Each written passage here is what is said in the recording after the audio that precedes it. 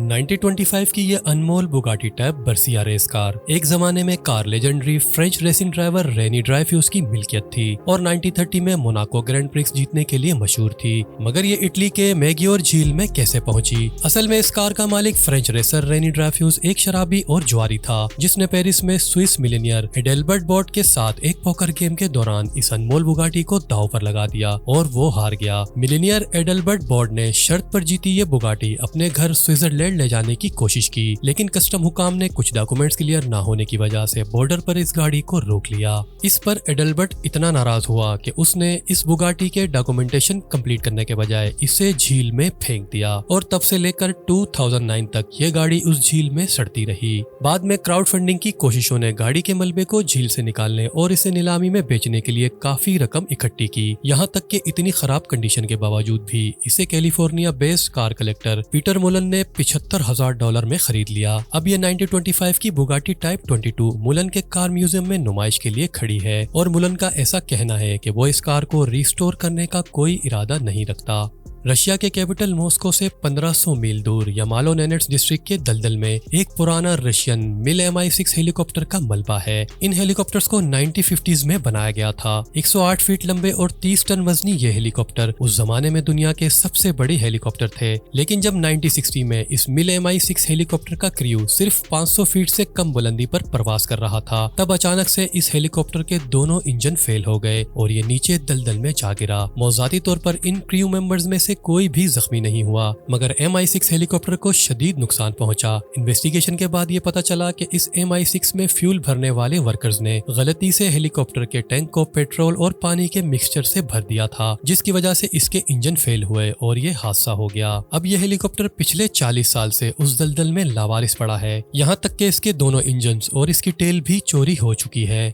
America में scrap yard हर तरह की लावारिस गाड़ियों से भरे पड़े हैं और वहीं एक ट्रिपल एक्सेल्ड 6 पहियों वाली गाड़ी अमेरिका में एक सरप्लस यार्ड में डिस्कवर हुई, जो कि दूसरी वैन ट्रक या कार के बरक्स थी, कभी नहीं देखी गई थी। लेकिन ये स्क्रैप में कहां से आई? इनफैक्ट इसके पीछे इसकी थोड़ी सी शोहरत शामिल है। 90s की दिहाई में एक classic film the mystery man बनाई गई थी, जिसमें नाअहल सुपर हीरोज के एक ग्रुप को शहर की तबाही से बचाने का काम सौंपा जाता है और इस टीम के पास ये बीस्ट हरकिमर बैटल जिटनी व्हीकल था। फिल्म को देखने वाले नादरीन ये सोच रहे थे कि ये एक हकीकी गाड़ी है। इवन के कुछ लोगों ने यहाँ तक भी दावा किया कि ये एक हैवी ट्रूप व्हीकल है, जिसे Z17 मराडोर कहते हैं, जिसका कॉन्ट्रैक्ट US गवर्नमेंट ने किया था। लेकिन हकीकत में हरकिमर जिटनी खास तौर पर इस फिल्म के लिए बनाई गई थी। इसका रनिंग गियर 1979 का फोर्ड सेमी ट्रक था, जिसमें कैप को हटा दिया गया था, पर इतने ज्यादा हेविली कस्टमाइज्ड अपीयरेंस की वजह से इसे दूसरी किसी फिल्म में दोबारा इस्तेमाल नहीं किया जा सकता था। और अफसोस की बात यह है कि इसे इस्तेमाल के बाद मुकम्मल अबंडन कर दिया गया और अब यह किसी वीरान स्क्रैप यार्ड में खाक छान रही है।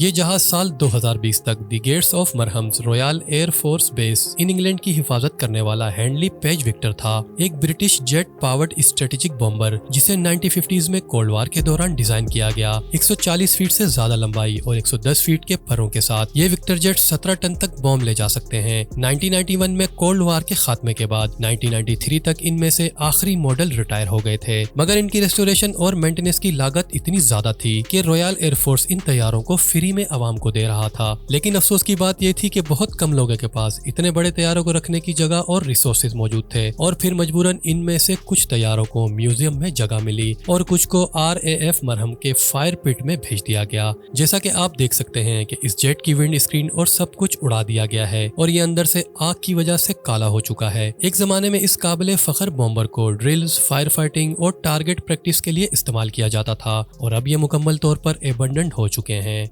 1950 की दिहाई में जनरल मोटर्स के इलेक्ट्रोमोटिव डिवीजन ने ट्रेनों के लिए इंजन बनाए थे और इनका बिजनेस ठीक ठाक चल रहा था। तब उन्होंने सोचा कि वो इंजन बनाने के बजाय पूरी ट्रेन्स बनाकर बेचना शुरू कर दें, क्योंकि इनके पास पहले से ही बस बॉडीज बनाने का एक्सपीरियंस था। इस आइडिया के बाद कंपनी ने कुछ पुराने एल्यूमिनियम बस बॉडीज को ट्रेन के इंजन में डालकर एक ट्रेन बना डाली, जिसके बारे में इनका ख्याल था कि ये एक रेवोल्यूशनरी और सस्ती ट्रेन थी जो अमेरिका में रेल ट्रांसपोर्टेशन का फ्यूचर बन जाएगी। कंपनी ने इस ट्रेन का नाम जनरल मोटर्स एरो ट्रेन रखा, लेकिन अफसोस के साथ इनकी ट्रेन की महारत की कमी ने इन्हें बुरी तरह एक्सपोज किया। जनरल मोटर्स ने 1956 में इस ट्रेन के 2 यूनिट फरोख्त किए और कुछ महीनों बाद इस ट्रेन को वापस लेना पड़ा, क्योंकि लैक ऑफ सस्पेंशन ने इस गाड़ी की ड्राइविंग मुश्किल बना दी थी, जिससे सफर तकलीफ का बाइस बनता था। एल्युमिनियम बॉडी से बनी इस ट्रेन के कम वजन की वजह से इसे पहाड़ों पर काबिले एतमाद तरीके से चढ़ने के लिए कम रफ्तार और बहुत ज्यादा स्ट्रगल करते देखा गया। नतीजतन जनरल मोटर्स ने अपना ये आइडिया एबंडन कर दिया और अब ये ट्रेन्स म्यूजियम में मौजूद हैं।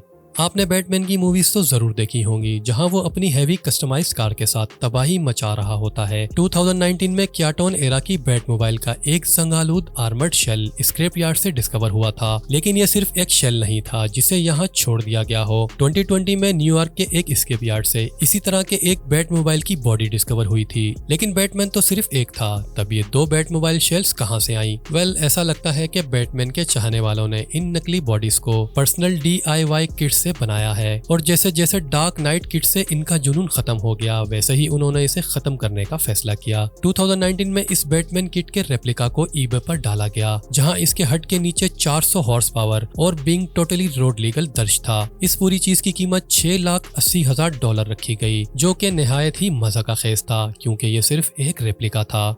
कुछ दहाइयां पहले अमेरिका में हर कोई जेट इंजन्स के बारे में पुरजोश था, और इसी जुनून की वजह से 1958 में प्लाईमाउथ टोर्नेडो कॉन्सेप्ट कार्स बनाई गईं। अगर बेसिक टर्म्स में देखा जाए तो ये 1958 की प्लेमाउथ फ्यूरी है, जिसमें कुछ बेसिक मॉडिफिकेशन की गई हैं, जिसकी tail wing twin exhaust rocket और नोज हवाई जहाज की तरह दिखती है। ये कॉन्सेप्ट कार इसके बनाने वाले इंजीनियर्स के लिए फ्यूचर का एक विजन था, जिसे चंद सालों तक कार शोज में दिखाया गया। पर इस कार को 1974 में एक दौलतमंद रिटायर्ड स्पोर्ट्स स्टार ने खरीदा, जिसके 2 साल बाद इसकी डेथ हो गई, और इस कार ने अपने अगले 30 साल उसके घर के खेतों के बाहर गुजारे। इस कार का सुराग मिलने के बाद इसे रिस्टोर करने में मजीद 5 साल लगे, मगर रिस्टोर होने के बाद भी ये आज एक लावारिस टेक्नोलॉजी कार की तरह एबंडेंट कार शुमार होती है।